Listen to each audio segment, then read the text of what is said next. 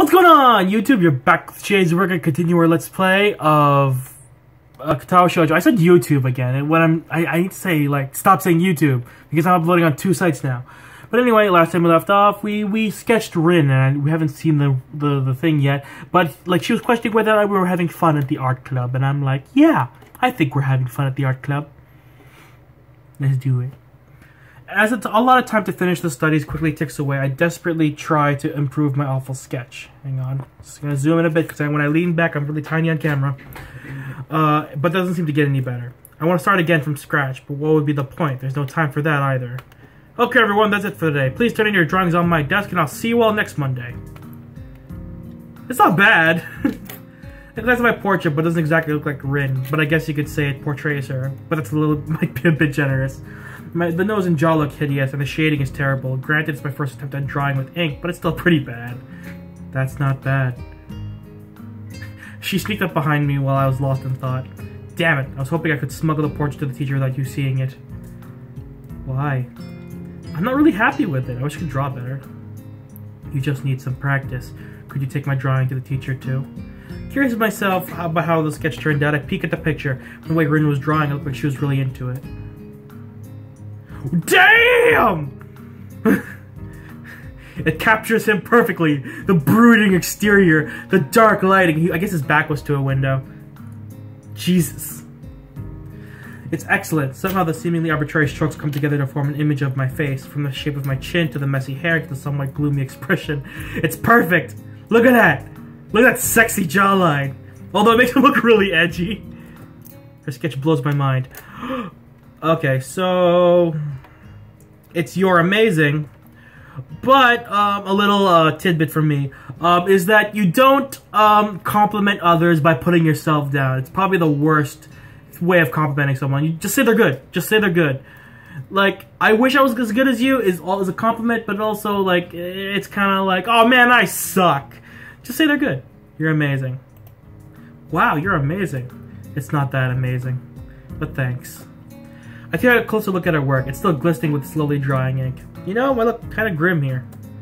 You do look kind of grim. I mean, I agree, but it's also true otherwise too. Like this you, not the you I made. I do? I think so, at least. Her simple statement makes me whoa, the light outside got really bright. Her simple statement makes me suddenly feel incredibly self-conscious. I feel like I need a mirror right now to confirm or debunk Rin. It's a nasty feeling. Maybe it's just her. I hope it's just her, and that I don't look like that sketch to everyone. It's a good sketch, but somehow I get a really oppressive feeling from it. I see. Anyway, I look really good. You really are amazing. Thanks. I'm glad I could draw you. You're an interesting person. You're an interesting person too, but that doesn't help me much. My self-deprecation has no limits today, but Rin ignores it all. I knew that I could never compare, but to see the difference with my own eyes is quite humbling. See, I tried to make you look like you think a lot, since you did a lot of thinking. And yeah, I might have overdone the fed up with life expression, but cynics are like that, right?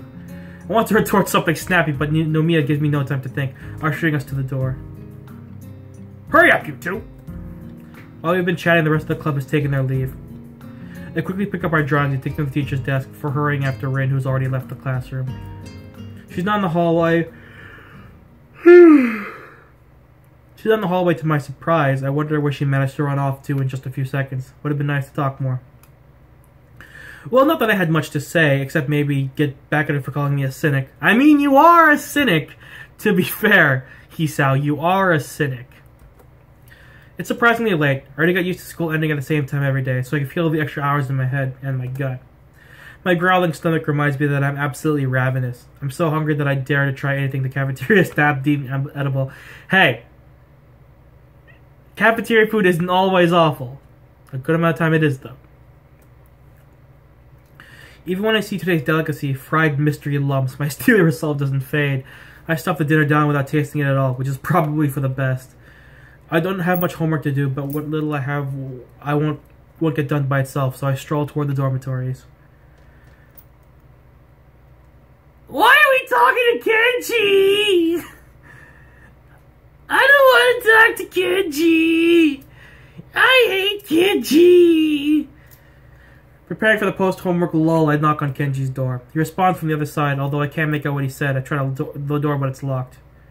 After several seconds, the locks click open and he opens the door. I don't want to talk to Kenji. Hi, hey, could I borrow a book? The library was already closed after I got away from my club meeting. He's squinting even more than usual and his eyebrows are twitching nervously. Club? That's dangerous, man. Indoctrination, groupthink, brainwashing, you name it. High school clubs sow the seeds of conspiracy. Do you know how many secret societies have grown from high school clubs? Not wrong, but you're overdoing it. Preach. Watch your back and don't get too deep in. You might not come back. Okay, Kenji, so how about that book?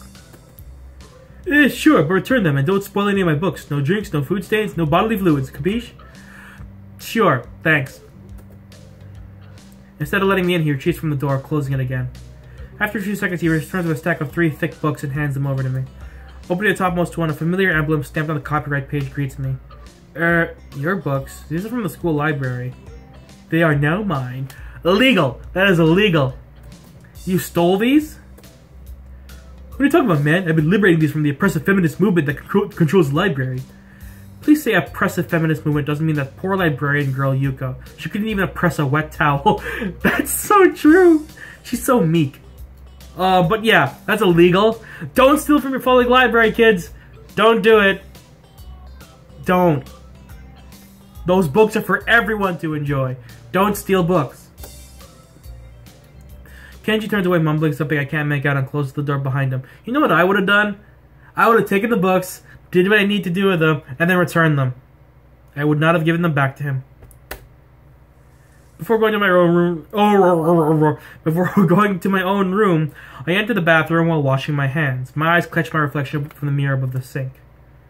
I try to look for the grimness Rin saw in me, but it's just the usual me inside the mirror that stares back. I attempt to tell myself that this is what I've always looked like, but I realize I don't remember what I looked like half a year ago. Damn, do I know that feeling. Oh, God.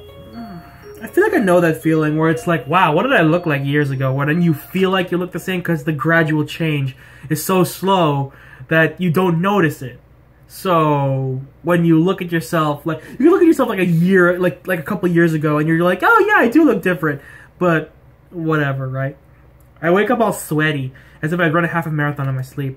Odd, I don't recall sleeping badly. It sends a pang of worry through me. I wouldn't want to have my heart acting up without me being able to notice it. Still, apart from the odd exhaustion right after waking me up, I feel just fine. My mouth is like sandpaper and I have nothing to drink, so I have to go all the way to the bathroom to take my meds. On impulse, I decide to take a shower while I'm at it. While I'm in the shower, I make up my mind that this counts as my morning exercise if properly compensate with a nice half-hour walk after school. Obviously, I wouldn't want to risk possible complications by going running now. Besides, Emmy will never know, and I think she's giving up on me in any case. Walking could be nice, anyway, just to get to know the area. There's a big forest in the hills behind the door, or I could go down to the convenience store. While still dabbing the moisture off my skin, I set out to find my uniform. I quickly button up my shirt and pull on my pants before going outside. Yo, I do the same thing. Like on a day off, I'm like, should I go to the we call it the C store. Because convenience store, so yeah, easy as that. But indulging very bad habits of mine. We have flex dollars on our student IDs. Based on your meal plan, you get like a set amount of cash on that card. And I wouldn't always use the cash because I would bring food from home, or I would just eat and then take it home with me and then eat again later. But I would often use that to buy ice cream, like entire pints of ice cream that I would eat in like a night. It was really bad. Later on, I slowly learned to like pace myself when eating those pints of ice cream.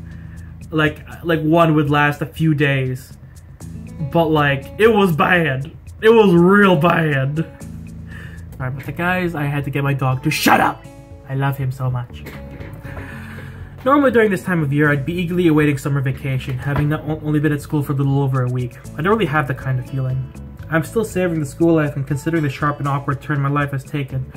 I haven't had the time to become preoccupied with getting free of it. Besides, once vacation hits, it'll be a nice surprise for me if I'm not expecting it, especially with the end-of-term exams looking ahead. At least I don't have any catching up to do with my studies. My diligence has finally paid off. I pushed myself past the boys gather in the doorway and flop into my seat. From the corner of my eye, I see Shizune and Misha pause their unavoidably animated conversation and turn almost simultaneously in my direction. Hello, Hisao. Come play with us. They clearly want something from me. I can tell from the way Shizune smiles. It's too obnoxiously bright to be sincere and too calculated to be spontaneous. God, I know that feeling. Good morning. Her greeting is made of 100% cheer and bursting energy. Morning. I failed to put either of those into my response. You don't look very energetic. No wonder, I don't feel very energetic either. I think I didn't sleep well, but I'm not sure. She slaps me in the back and grins. Cheer up a bit, it's a great day. I catch Shizune's eyes and she has a strange focused expression on her face, but she furrows her brow a little at direct eye contact and looks away.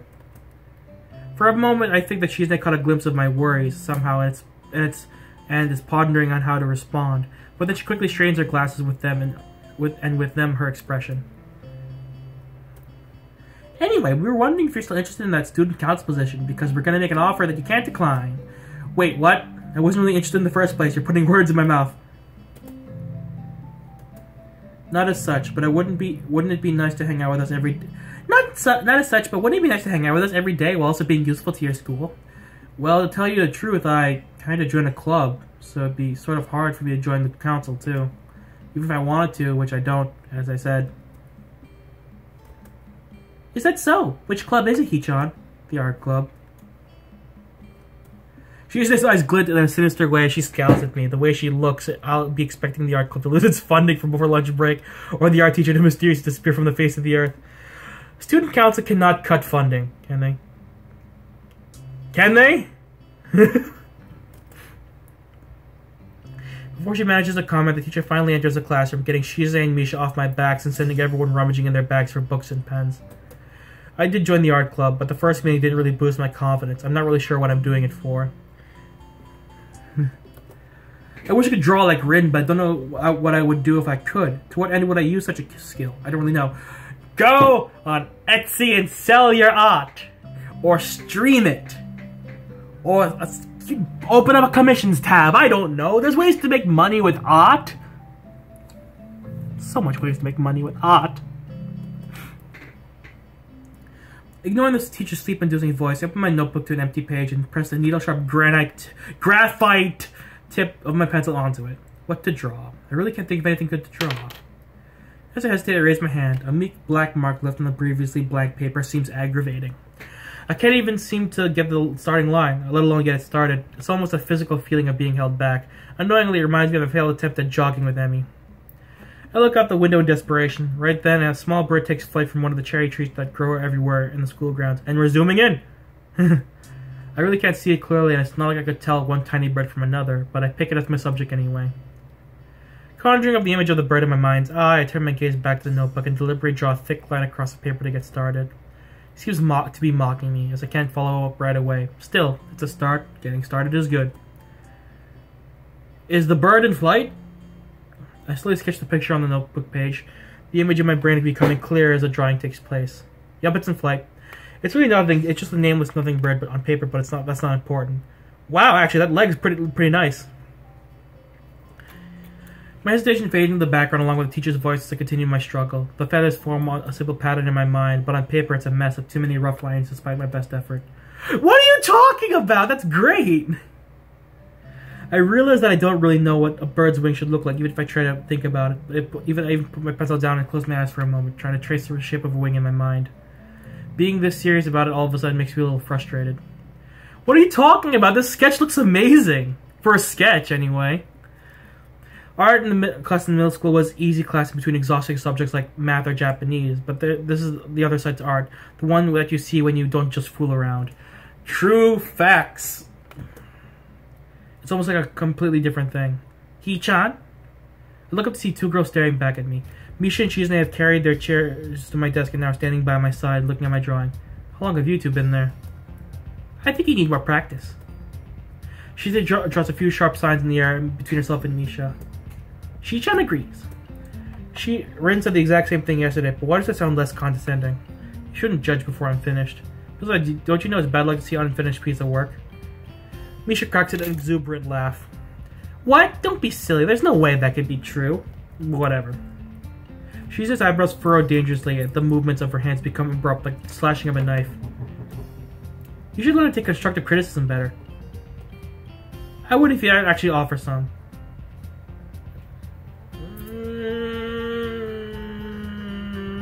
I mean, what they said, in all honesty, was an obvious thing that most people who do things like that know. You should practice more.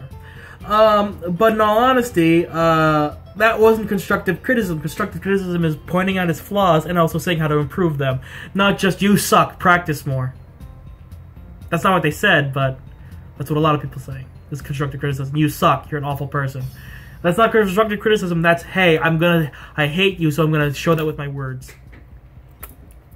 I know I'm getting too defensive and that Chizune's taking advantage of it, but I can't help it. What are you two doing here, anyway? Misha wags her finger admonishingly at my nose. Tisk, Hee-chan, were you not listening to the teacher at all? We have group assignment now. I nod bleakly and let them take the lead. So what do you think of the lesson for today? Not much of anything, I didn't listen to a word of it. Misha slaps her forehead and shakes her head theatrically. What are we gonna do with you, Hee-chan? Luckily, Shizu and Misha together are more effective than 3 or 4 normal people, so I can mostly slack on the assignment. I try my best to offer at least some assistance, but I end up being mostly useless. Oh, Hee-chan. The teacher keeps us in class 5 minutes past the lunch bells, but eventually lets us off the hook. That's actually illegal, depending on where you are. I forget which law it is, but it's actually a law in school that you cannot, like, keep people after the bell as a punishment. I forget what it is, but, like, it's actually illegal. Whatever. I quickly stuff my books into my bag while Shizu and Misha carry their chairs back to their own seats. So legit, if you're in public school and the bell rings, your teacher says, you can't leave! Just get up and leave. Just get up and leave. Like, it's literally illegal. And, like I remember, like, a good amount of staff at my high school was like, the bell doesn't dismiss you, the teacher does. Then what the fuck is the bell for? Like, I'm not gonna be late to my next class just because, like, some other kids are being stupid. Like, it's actually illegal. Had I known that at the time, I would have said something. But I didn't. I quickly stuff my bags in my bag while Shizu and Misha carry their chairs back to their own seats. The failure of a bird drawing ends up crumpled and stuffed in my pockets as I hurry outside. Don't do that! Your art should be appreciated. For everything. Dun dun dun dun dun dun dun dun dun. After that morning class and throughout the week, I keep bumping into Rin. Hello. This is somewhat natural as our classrooms are adjacent, but rather than just cross paths in the hallway like people regularly do, we seem to pause to the side of each other. We invariably end up talking a little bit or just silently hanging out together. I think I'm getting used to being quiet in Rin's company, as it doesn't feel as awkward anymore. I am by nature somewhat introverted like her, so we fit together well. I think it's actually an anomaly for someone in the school to be so quiet. Most people here seem to love socializing. It's something that I've noticed already, even though I haven't been here very long. People here talk a lot, and they talk all the time. It's a rare case when I see someone sitting alone, just spacing out or whatever. Obviously there are people like that too, and the Hinako girl and myself, just to name 2 from my own class. But overall, they are a minority. At any rate, I wouldn't call what Rin and I do socializing either, but it's something at least. These occurrences themselves don't bother me, but the fact that they happen at all does. I'd hesitate to say that we are drawn together by something, but we certainly act as if we were. However, the sense of budding friendship is completely wrecked every time Rin opens her mouth. Can I listen to your heartbeat? Well, that's not creepy. She says this or something else about as outrageous as I have to fend off whatever nonsense her mind has cooked up during the preceding class of the subject that she's not interested in. It seems that Rin is taking a shine to my heart condition as some kind of extension of her interest in the odd disabilities that people have, and the consequences of said afflictions. As I said in front of her for a second too long, looking flummoxed as I am, she concludes that it is necessary to further clarify her request. I know I can, but I mean, will you let me? Why? Do I need a reason? I'm usually pretty bad with reasons. Not per se, but if you want to do it, you probably do have a reason. That's kind of clever. You're smarter than you look. Also, I'd rather you not. I think these things should be private. Private. I get it. I could tell you something though if it amuses you. I'm pretty sure it will. My heartbeat does sound very weird because of the, condition. And I hear it all the time.